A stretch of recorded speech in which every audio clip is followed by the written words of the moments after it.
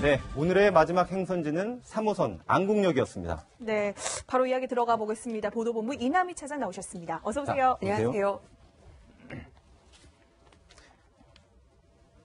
네, 안경환 후보자 조금 전에 저희가 그 이야기를 나눴지만 그 불똥이 전방위로 퍼지고 있습니다.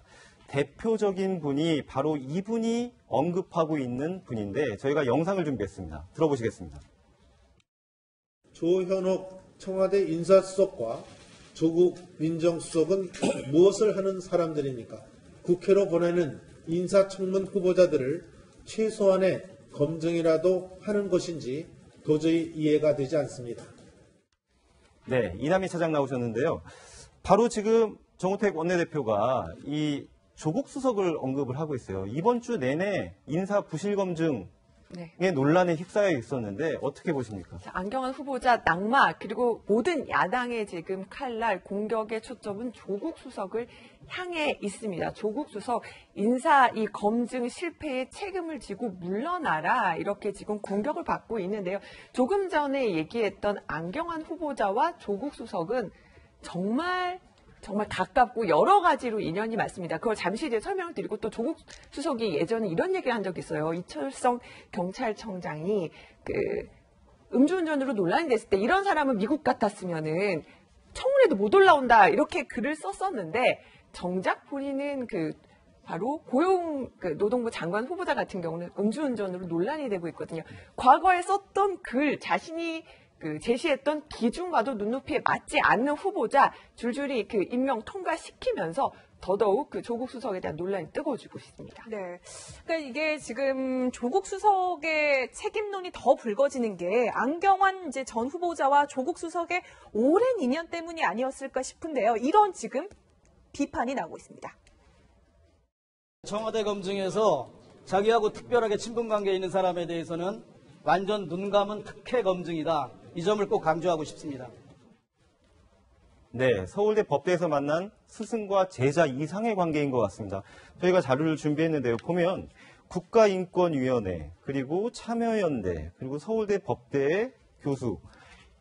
사실은 이 서울대 법대 이상의 그런 인맥을 인연을 가지고 있는 것 같아요. 근데 이것 때문에 사실은 자신의 스승이어서 부실 검증한 거 아니냐. 그런 논란이 있어요. 네. 일단은 조국 교수가 이제 안 후보자 밑에서, 안 전 후보자 밑에서 조교를 했습니다. 그러니까 스승과 제자 사이고요. 그리고 조국 수석 같은 경우는 이제 울산대 동국대 같은 곳에서 이제 교수로 근무하다가 서울대 임용할 때도 안 후보자가 이 국가보안법 위반 전력에 대해서도 아니다. 조국 수석 참 괜찮은 사람이다면서 서울대 임용될 때도 굉장히 안 후보자가 힘을 써줬다고 합니다. 국가인권위원장을 안 전 후보자가 할 때는 또 조국 수석 같은 경우가 국가인권위원회를 했고요. 참여연대도 같이 활동을 했고요. 이렇게 가까운 관계 때문에 이 문제, 어떤 몰래 혼인신고한 이것을 알고 있어도 눈 감아준 게 아니냐 이렇게 논란이 또 비판이 제기되는 이유입니다. 네. 그런데 지금 이제 여당에서도 아주 조심스럽지만 조국 교수 책임론이 또 일부 나오기도 하는데 사실 이걸 민정수석한테까지 책임을 물을 문제냐 이런 기류가 더 강하긴 하지만요. 그렇죠. 이제 인사의 원칙이라는 게 사실 이제 대통령이 사실은 그 사람에 대해서 단수로 이야기를 하면 사실 밑에서는 거부하기 힘듭니다. 이상희 교수님도 지금 청와대 근무해 보셨지만은 대통령이 어떤 문제에 대해서 이 사람 이야기를 하면 밑에서는 그 사람을 옹호하는 그런 내용을 올릴 수밖에 없어요. 네. 그 사람에 대해서 반대하는 내용을 올리면 상당히 관계가 껄끄러워지지 않습니까? 그래서 사실 미국 같은 경우는 그래서 미국에는 연방윤리청이라는 게 있습니다. 그래서 어떤 인사 검증 자체는 그 윤리청에서 독자적으로 사실 수행을 하거든요. 그래서 철저하게 검증을 해서 청문회 때는 사실 정책 검증만 하거든요. 우리 같은 경우는 이게 청와대 밑에 조직에 있단 말입니다. 그러면 민정수석이 청와대 대통령에 대해서 노라고 이야기를 할 수 있는 사람인가? 우리가 쭉 역대 민정수석을 봐왔지만 우병우 민정수석을 비롯해서 홍경식 수석 등등 쭉 봐왔지만 모두가 다 보면 대통령한테 노라고 이야기할 수 있는 사람이 별로 없습니다. 네. 자, 조국 수석 같은 경우도 보면 문재인 대통령과의 관계가 정말 어떤 면에서 보면은 이 정치적 동지라고 할 정도로 굉장히 밀접하지 않습니까? 그런 분이 민정수석을 맡고 있기 때문에 대통령이 내가 이 사람 하겠다라고 하는데 안 됩니다. 이 사람 문제 있습니다라고 할 수 있는 용기가 과연 있을 것인지. 그러니까 지금 이제 안경환 후보자 사태가 터졌지만 다른 것도 사실 비슷한 상황이 아닌가. 만약에 예를 들어서 문재인 대통령이 나 이 사람 마음에 들어요. 하나 단수로 찍어버리면 그 문제에 대해서 조국 수석이 과연 이 사람에 대해서 노라고 이야기할 수 있는 분위기가 청와대 형성되어 있는 것인지 이제 그런 부분에 대해서 지금 이제 여당 내에서도 좀 의문을 가지고 있는 것이죠. 처음에 이제 문재인 대통령의 청와대 행보가 시작이 됐을 때 파격적인 행보, 소통 행보 이것이 뭐 화제가 됐지 않습니까? 이 부분에 대해서는 이제 대통령의 의지가 상당히 중요하게 관건이 되고 있습니다. 실질적인 인사 문제는 대통령 통치권에 상당한 비중을 차지하고 있기 때문에 여기서 소통이 안 된다 그러면은 그것이 정권의 실패로 돌아갈 수 있는 가능성이 매우 높다고 봐야 되는 겁니다. 더군다나 안경환 전 후보자 같은 경우에 시민단체의 일종의 아이콘으로 떠오른 사람들이고 또 정권 공신에 있어서 상당한 영향력을 빚은 정권 창출에 영향을 준 사람이기 때문에 이런 사람에 대해서 인사에 대한 여러 가지 적법 여부 그리고 여기에 대한 문제점 유무 이 부분을 보고를 안 한다는 것은 오히려 그것이 더 문제가 있다라고 봐야 되는 것이죠. 그래서 조국 수석이 어떤 형태의 입장을 가지고 있는지 모르겠습니다만 딱 오해받기가 좋을 만한 소지를 갖고 있어요. 서울대 법대 스승과 제자라는 부분, 참여연대라는 부분, 그다음 국가인권위원회에 같이 근무했다는 부분 이런 부분들이 특혜 검증을 했지 않나는 그런 오해를 받을 수밖에 없는데 지금 현재까지 나온 인사 검증과 인사 행위 자체를 본다 그러면은 문재인 정부가 굉장히 조급해져 있다라는 생각을 많이 합니다. 뭔가 모르게 새가 달았을 때 홈이라도 만들어야 되지 않나 이런 논리하고 똑같은 것이죠. 지금 지지율가 높기 때문에 빨리 초기 인선을 해서 계획적 작업을 해야 된다 이런 어떤 조급증이 있는데 사실은 그렇지가 않거든요. 인사라는 것은 쌀을 재촉한다 해서 바로 밥이 되는 건 아닙니다. 절차와 단계를 거쳐야만이 이것이 밥이 되고 어떻게 만들어지는 것인데 지금 그 절차는 사실 무시한 거로 봐야 됩니다. 그거는 청와대가 지금 자인했지 않습니까? 인사추천위원이 없었다고 지금 이야기하는 부분이거든요. 시스템 작동이 안 됐다라고 이야기를 했어요. 이 부분 자체가. 그런 측면에서 본다 그러면은 초기 인사 자체가 실패할 수 있는 요인을 많이 가지고 있다. 이렇게 봐야 되는 겁니다. 네. 근데 지금 야당에서는 인사 검증의 책임을 물어서 조국 수사 운영이 나와라 지금 이렇게 이야기를 하고 있는데 사실 제 기억에는 인사 검증의 뭐 책임을 물어서 수석이 그만두었다는 기억은 사실 저는 없는데 그래서 여당에서는 이거 너무 심한 정치 공세 아니냐, 검찰 개혁을 조금 이렇게 흐트러뜨기 하기 위해서 지금 그러니까 엄한 조국 수석을 공격하는 것 아니냐 이런 이야기가 분명히 나오거든요. 지금 여당에서는 또 정치 공세라고 하고 있는데 또 뒤집어 보면은요 우병우 민정수석도 국회 운영이 나와라, 우병우 수석 사퇴해야 된다, 뭐 이렇게 얘기를 많이 했었기도 합니다. 그래서 지금 가장 지금 최근에 주목받는 것은 당장 이제 국회 운영이 열면은 자 야당에서는 바로 조국 수석이 나와야 된다 이렇게 얘기를 하고 있는데 지금 박홍근 의원 같은 경우도 사실상 이거 정치 공세하려고 만든 자리인데 왜 조국 수석이 나오겠냐 이런 얘기를 하고 있습니다. 어쨌든 야당 입장에서는 지금 문재인 정부에 대한 공격을 이어가야 하는 상황이 됐기 때문에 어떤 조국 수석이 가장 큰 지금 타겟으로 어떤 목표 공격물로 떠오르는 거는 분명해 보입니다. 그래서 여권에서는 조국 수석을 적극적으로 이렇게 방어하려고 하는 그런 모양새가 지금 비춰지고 있는데 사실 청와대 관계자도 이런 말을 했어요. 본인만 알 수 있는 내밀한 문제가 발생을 했는데 이걸 검증 부실이라고 볼 수는 없다. 사적인 부분을 숨기면 청와대의 어떤 검증 시스템도 저거를 발견해낼 수 없다. 이런 식으로 얘기하고 있거든요. 그걸 찾아내는 게 민정이 하는 일이죠. 본인이 이야기 안 했다 해서 거기서 본인이 이야기 안 했으니까 문제가 안 된다. 이런 발상은 사실상 국민에 대한 신뢰를 저버리는 겁니다. 그거 하라고 민정이 있는 거거든요. 보통 이제 현실적인 문제를 이야기하자면 이런 얘기를 합니다. 우리가 검증을 할 때 밑에 이제 검찰 출신이나 경찰 출신들 행정관들 앉아서 이제 검증을 하지 않습니까? 그때 이제 우리가 하는 얘기가 있습니다. 일반적이고 통념적인 상황으로 보지 마라. 일반적으로 통념적인 생각을 갖게 되면 검증 자체가 실패한다는 겁니다. 뭐냐 그러면은 예를 들어 보죠. 말씀을 드리냐면 비유가 어떨지는 모르겠습니다만은 눈이 내리는 날 강아지가 막 뛰어다닙니다. 막 강아지가 막 뛰어다니는데 사람들은 강아지가 굉장히 좋아서 뛰어다닐 거라고 생각하는 것이죠. 이게 일반적인 관념적이라는 겁니다. 그런데 어떻게 보면 강아지가 발이 시려워서 뛸 수도 있는 문제거든요. 이런 관점에서 검증을 바라봐야 되는 것이지 이 문제가 나타났고 본인의 설명이 있다 해서 그냥 이 문제는 별반 아닌 문제다. 관습적으로 그냥 통념성으로 이루어질 수 있는 문제라고 하면은 그 검증 자체에 실패한다는 겁니다. 그런 측면에서 청와대가 검증해 봐야 되는 것이고요. 마지막 한 가지만 더 말씀드리자면 이렇습니다. 저희들 통상 검증을 해보면은 지금 이야기 나온 위장 전입이라든가 부동산 투기라든가 이런 부분에 자유스러운 사람은 극히 드물다고 봐야 됩니다. 그래서 앞으로 후임의 법무부 장관 인선이 어떻게 될지 모르겠습니다만 또 다른 어떤 인선에 대한 검증에 대한 문제가 나타날 걸로 빠집니다. 그렇다 그러면은 청와대가 앞으로 어떻게 해야 되느냐 이 문제 아니겠습니까? 이 문제는 오늘 나온 이 부분들의 조국 수석에 대해서 야당의 공격은 궁극적으로 5대 인사 원칙에 대해서 여기에 대통령의 책임론을 제기하는 겁니다. 이 부분이. 네, 따라서 이 부분에 있어서는 대통령이 앞으로 인사가 이번 한 번만으로 끝날 것이 아니고 계속 이어지는 상황이기 때문에 이 5대 인사 원칙이라든가 그다음에 우리나라 국가 인재 선발에 관한 여러 가지 문제점, 종합적인 문제점, 그리고 현실적인 문제점 이런 것들을 과감하게 시인하고 여기에 대해서 동의를 구하는 그 부분부터 먼저 선행이 돼야 될 걸로 그래야 야권이 이해할 수 있다라고 말씀을 좀 드릴 수가 있죠. 네, 지금 저희가 위기와 논란의 남성 3명을 다루고 있는데 첫 번째로 조국 민정수석을 다뤘습니다. 다음 인물도 있는데요. 화면으로 만나보시겠습니다. 새누리당, 이게 다 조원진 때문이다. 여기서 말하는 새누리당은 박근혜 대통령, 전 대통령을 지지하는 세력들이 만든 새누리당입니다. 근데 다 조원진 때문이다 라고 얘기를 하고 있는데 네. 조원진 의원이면 새누리당의 유일한 대선 후보였고 맞아요. 유일한 의원인데 의원이죠. 왜 책임을 묻고 있는 겁니까? 자, 이렇게까지 결정을 했어요. 새누리당에서. 자, 조원진 의원은 해당 행위를 했으니까 당을 나가시오라고 어제 최종적으로 결정을 했습니다. 새누리당에서 나가라. 나가라 이렇게 결정을 했고요. 그동안 대표도 아니면서 우리는 이미 당원권 정지까지 했는데 대표다, 원내대표다 이렇게 가짜 직책을 사칭하고 사주직을 구성했다. 이렇게 하면서 조원진 의원을 어제 최종적으로 제명을 했다고 발표했습니다. 근데 여기에 대해서 또 조원진 의원은 반발을 하고 있어요. 왜냐하면 결국 지금 새누리당이 또 반쪽으로 나뉘어서 서로 계속 다퉈왔습니다.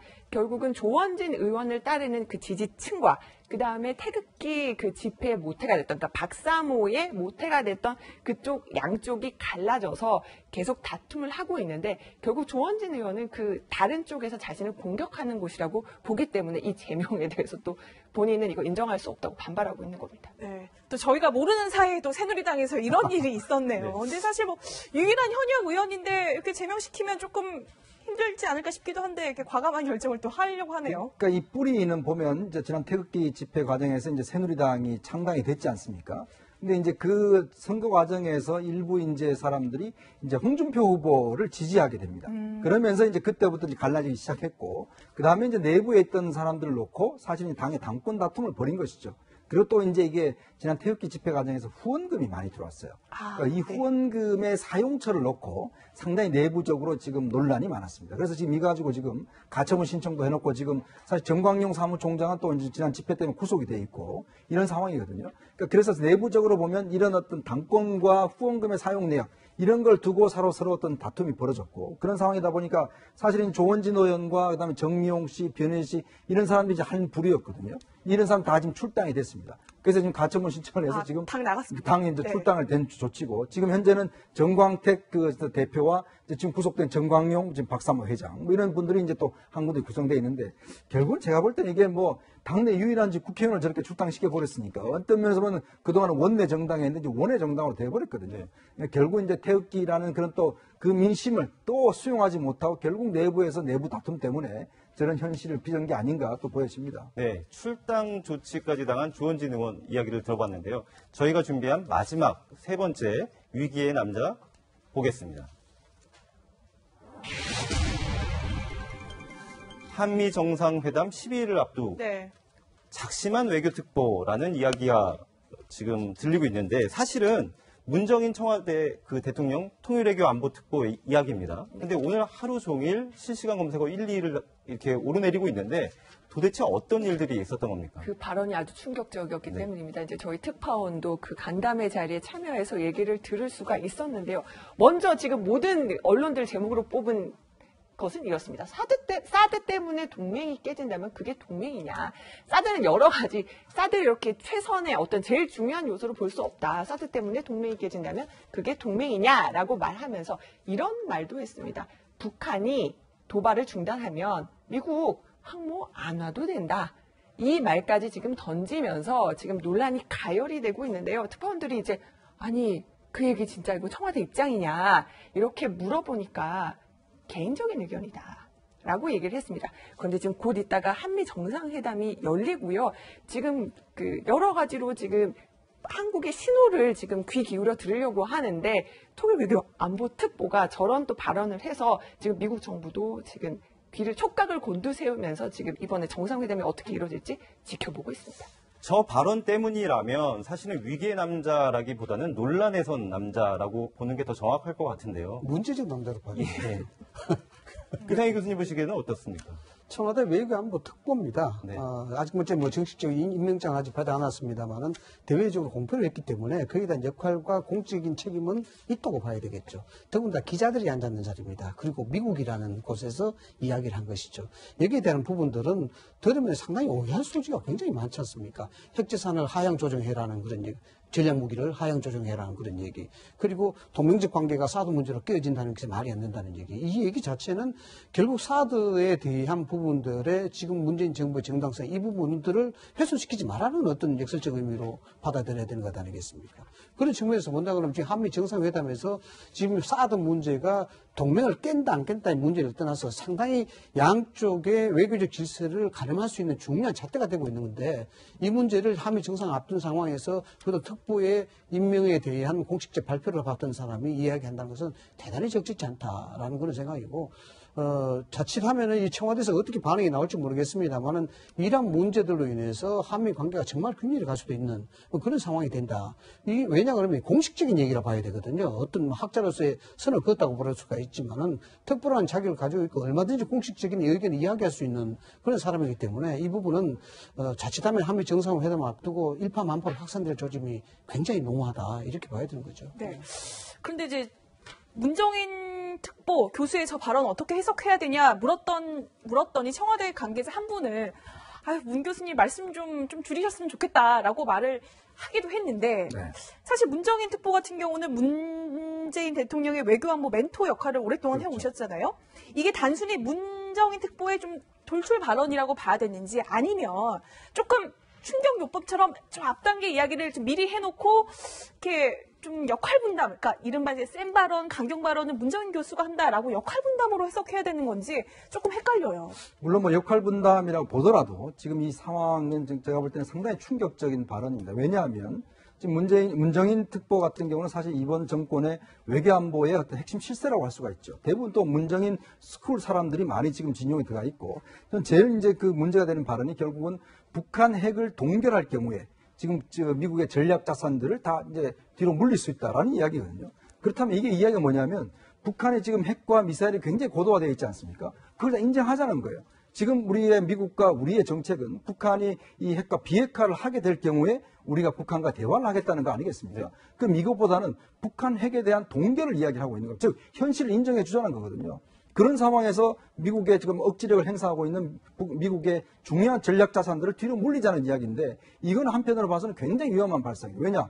우리가 지금 사실 북한 핵과 미사일을 억제하는 것은 바로 핵심적인 전력은 바로 미국의 전략 자산입니다. 이거 없이 항공모함이라든지 전폭기 없이 우리가 지금 북한 핵을 어떻게 대응을 하겠습니까? 문제는 북한을 그대로 인정하자는 거예요. 우리는 아무것도 무기가 없는 상황인데 만약에 이런 인식이라면 지금 미국에서도 한미동맹에 대한 근본적인 의문을 가진 것이 아니냐, 이 정권에 대해서. 제가 볼 때는 아마 앞으로 한미 정상이 10일밖에 남지 않았는데 정상회담의 결과에 상당히 논란을 일으킬 만한 저는 핵심적 발언이라고 봅니다. 네, 이 문정인 특보 아무리 개인 자격으로 얘기했다고 하지만 방금 얘기해 주신 대로 이게 한미 정상회담에 네. 구체적으로 어떤 영향을 미칠지는 저희가 예의주시해야 될 것 같습니다. 지금까지 위기와 논란에 빠진 남성 3명을 3분간 모시고 이야기를 나눠봤습니다. 고맙습니다.